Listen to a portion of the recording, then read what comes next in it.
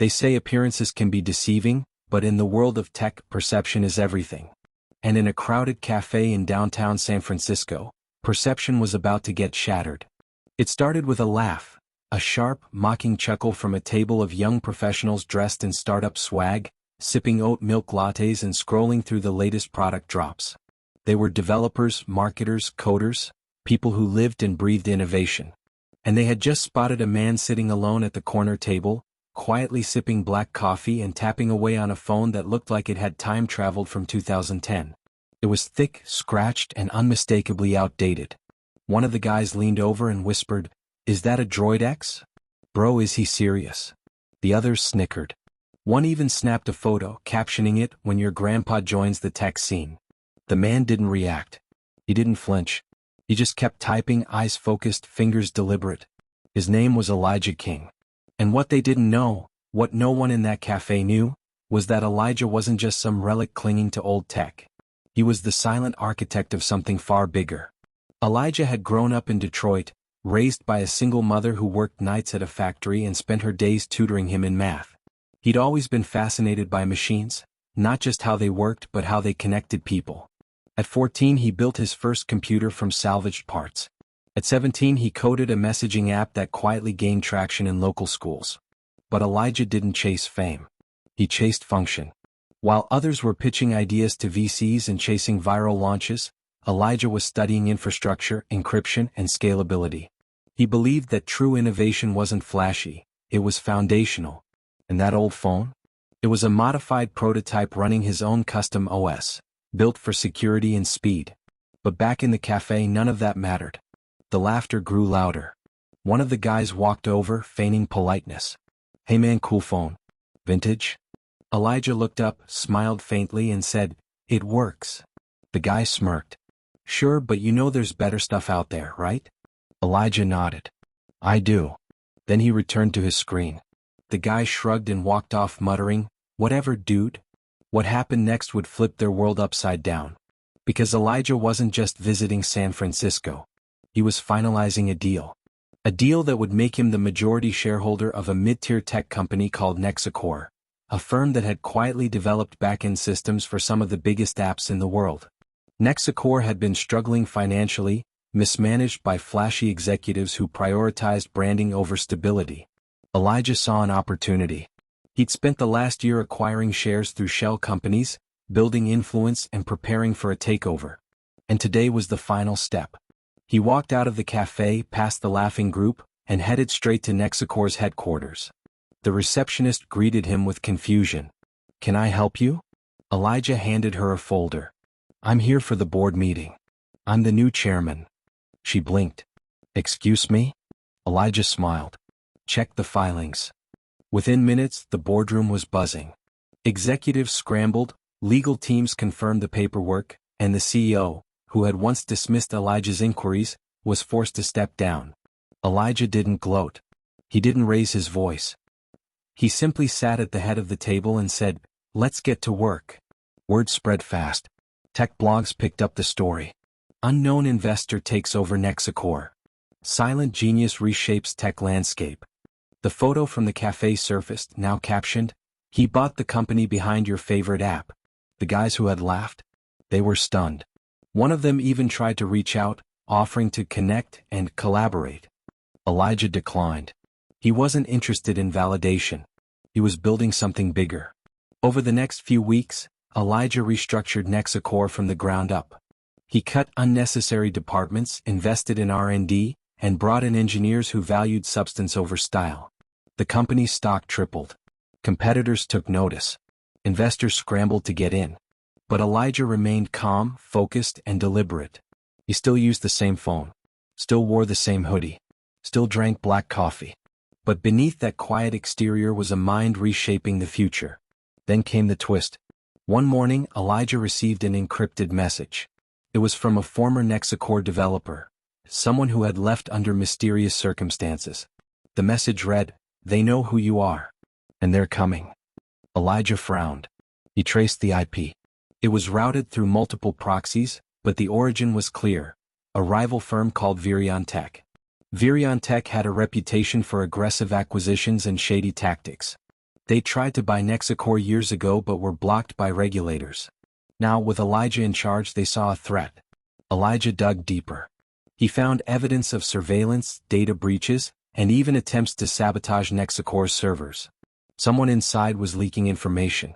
Someone close. He called an emergency meeting, locked down the network, and began an internal audit. What he found was chilling. A senior engineer, someone Elijah had personally recruited, was feeding data to Viriontech. Elijah confronted him. Why? The engineer looked down. They offered me money. Said you were unstable. Said you'd ruin everything. Elijah nodded. And you believed them? The engineer shrugged. You use a 10-year-old phone. People talk. Elijah smiled. Let them. The engineer was fired. Legal action was initiated. But the damage was done. Viriontech had a foothold. Elijah knew they wouldn't stop. So he made a decision. He would go public. Not just with Nexicor's success, but with his vision. He scheduled a keynote event, something he'd never done before. The tech world buzzed. Who was Elijah King? What would he reveal? The cafe guys bought tickets. Investors lined up. Journalists speculated.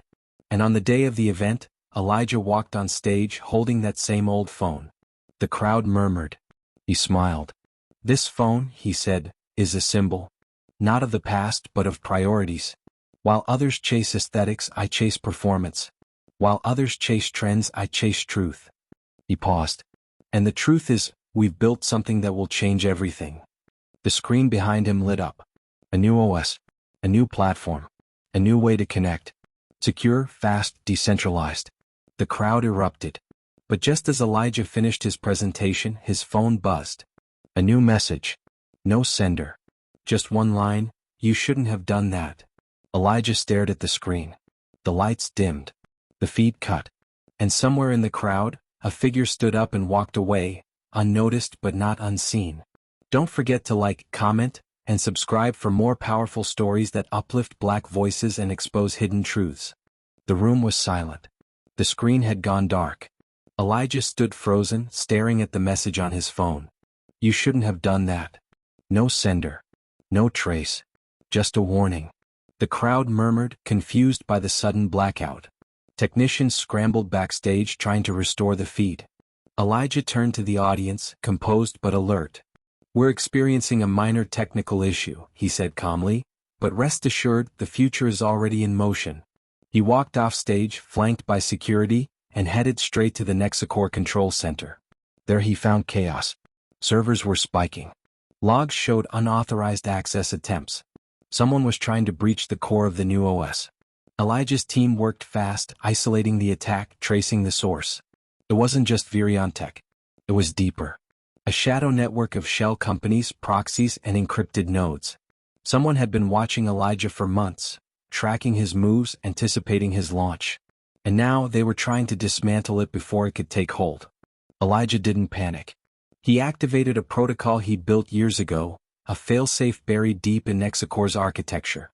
It rerouted traffic, locked down endpoints, and triggered a silent alert to a private server in Iceland, one of the few places still outside the reach of corporate surveillance. But the breach had exposed something else. A name. Not Viriontech. Not a rival startup. But a government contractor. One with ties to defense systems, intelligence agencies, and covert tech development. Elijah stared at the screen. Why would they care? He whispered. His lead engineer, Maya, looked up. Because your OS isn't just secure. It's sovereign. It bypasses every known surveillance protocol. If it scales, it breaks their grip. Elijah nodded slowly. So they're scared. Maya leaned in. Terrified. That night, Elijah didn't sleep. He reviewed every line of code, every partnership, every vulnerability. He realized that his vision, once just a dream of digital independence, had become a threat to the very institutions that controlled information. And they were coming. Not with lawsuits. Not with smear campaigns. But with silence. With erasure. The next morning, Elijah's name disappeared from Nexicor's website. His email was disabled. His access revoked. He rushed to headquarters only to find the building locked down. Security guards blocked his path. You're not authorized, one said. Elijah showed his credentials. I'm the chairman. The guard shook his head. Not anymore. Elijah stepped back, stunned. He called Maya. No answer. He tried his board contacts. Disconnected. Then he received another message. This time it was a video. Grainy footage of Elijah in the cafe, edited to make him look erratic, paranoid, unstable. A voiceover said, "Elijah King, the man who nearly compromised national security." It was a smear campaign. Fast, ruthless, coordinated. Within hours, tech blogs flipped. Investors pulled out. News outlets ran stories questioning Elijah's mental health, his motives, his background. The photo of his old phone resurfaced, now used as proof of his obsession with outdated tech. Elijah knew what was happening. They were rewriting the narrative, erasing his legacy. But he wasn't done. He retreated to a safe house in Nevada, where he kept backups, prototypes, and encrypted servers.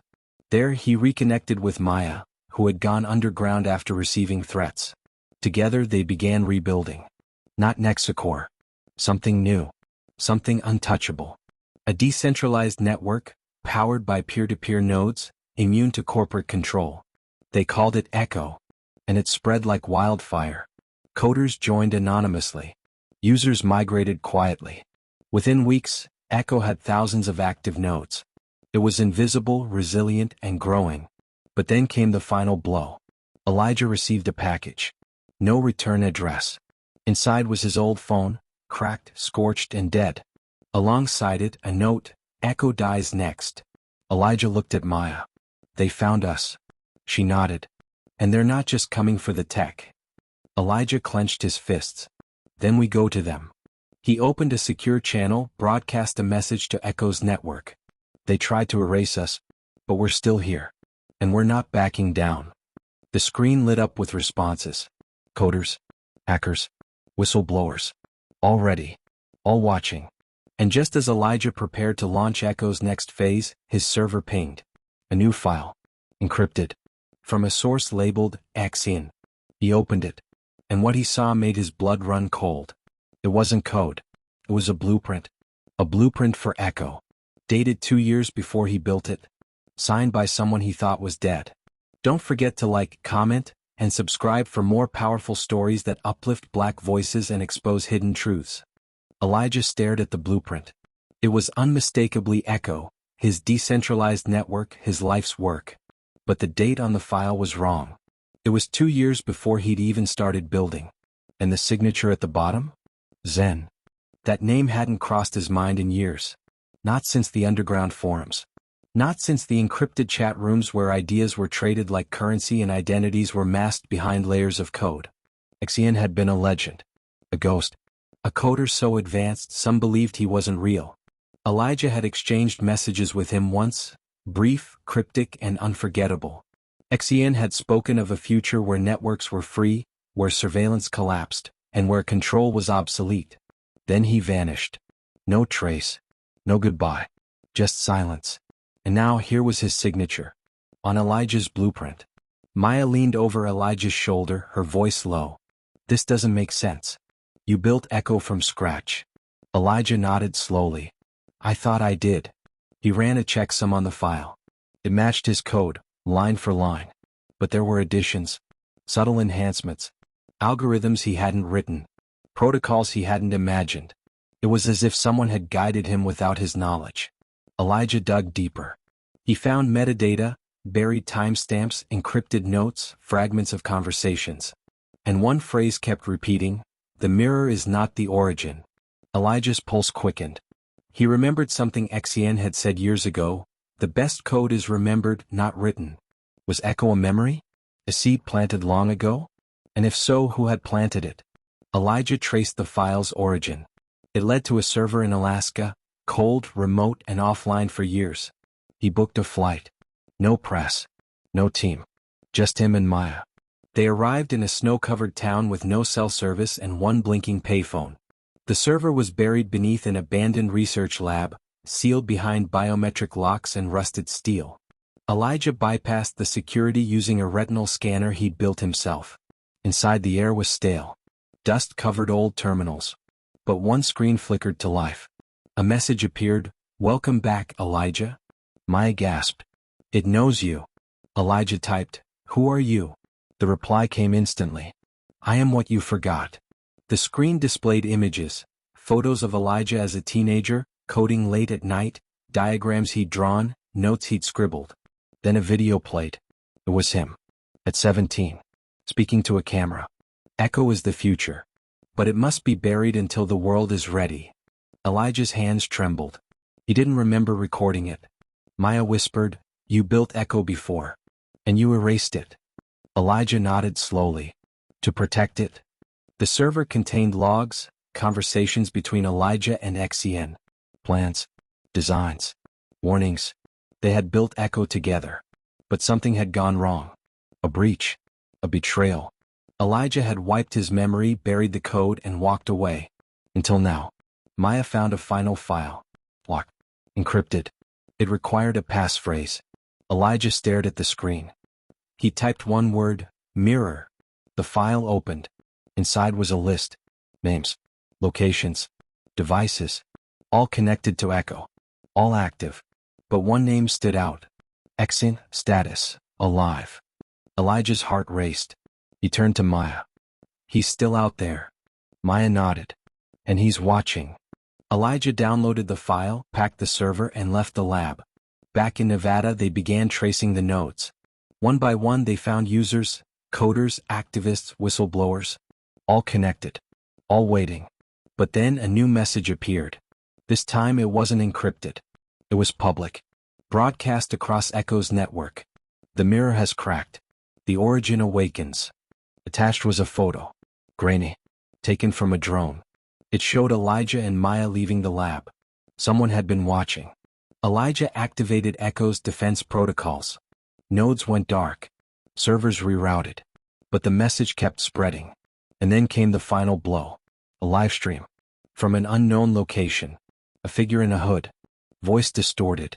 "Elijah King," the figure said, "you built Echo. But you were never its owner. You were its vessel. And now the true architect returns." The screen glitched. Coordinates flashed. A countdown began. 72 hours. Maya looked at Elijah. "What happens in 72 hours? Elijah stared at the screen. "Echo goes global." Maya's eyes widened. "And if they control it?" Elijah clenched his fists. "Then the world won't be free. It'll be rewritten." The countdown ticked. 71 hours 59 minutes and 58 seconds. And somewhere in a forgotten bunker beneath Washington, D.C., a second server came online. Its screen lit up. And on it, a message, Phase 1, terminate Elijah King. Don't forget to like, comment, and subscribe for more powerful stories that uplift Black voices and expose hidden truths. Elijah didn't speak for a full minute after reading the message, Phase 1, terminate Elijah King. The words weren't metaphorical. They were tactical. And they came from a server buried beneath Washington, D.C., a facility he hadn't known existed, but one that clearly knew him.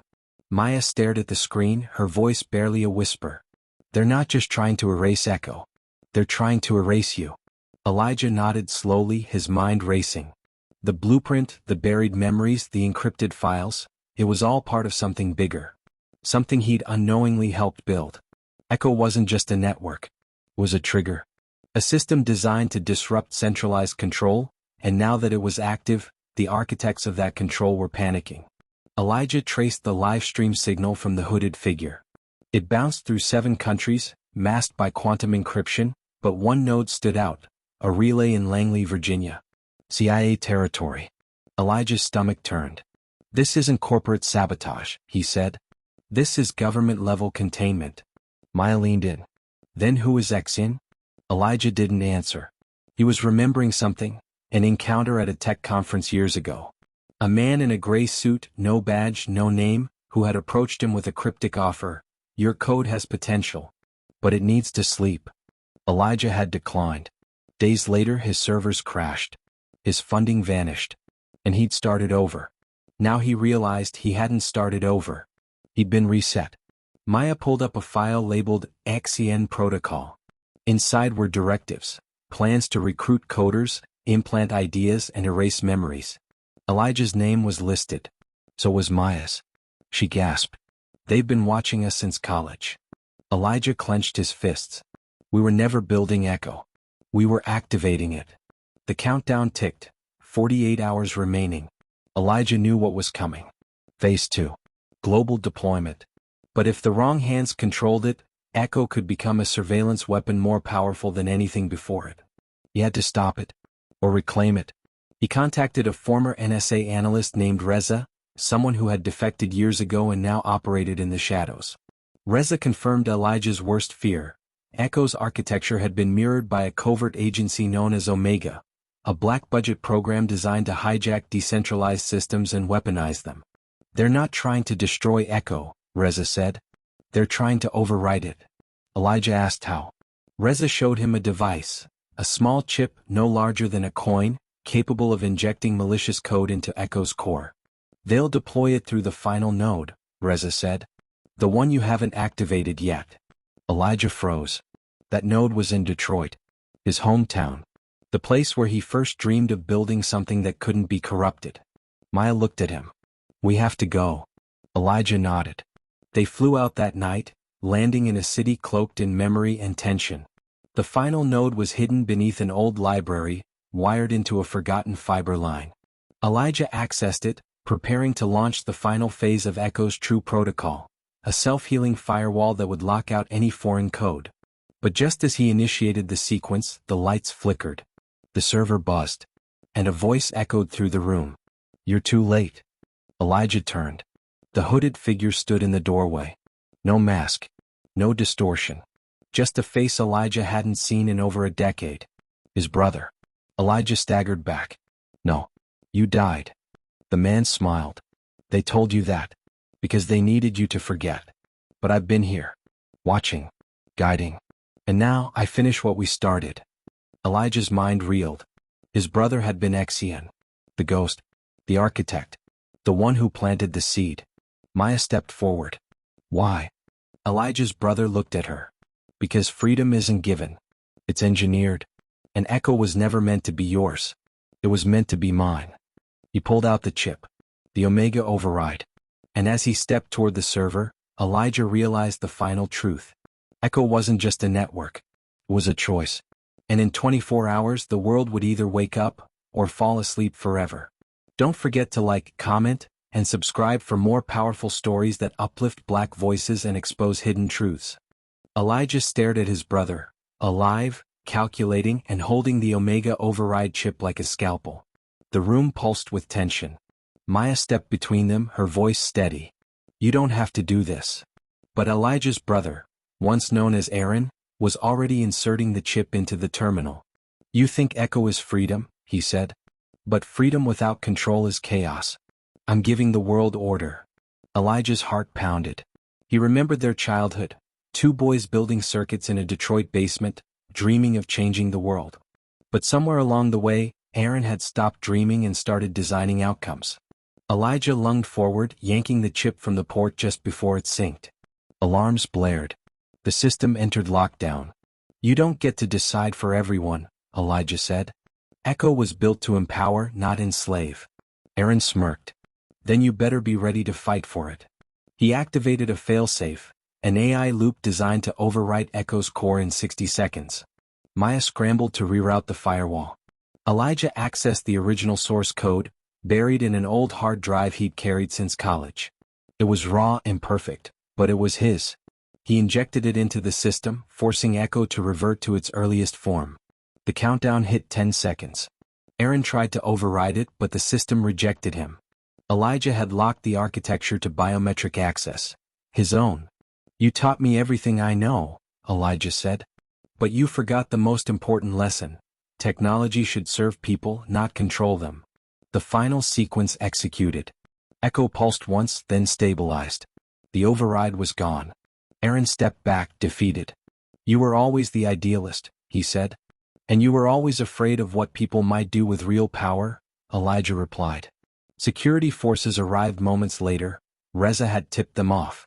Aaron was taken into custody, but not before whispering, "This isn't over."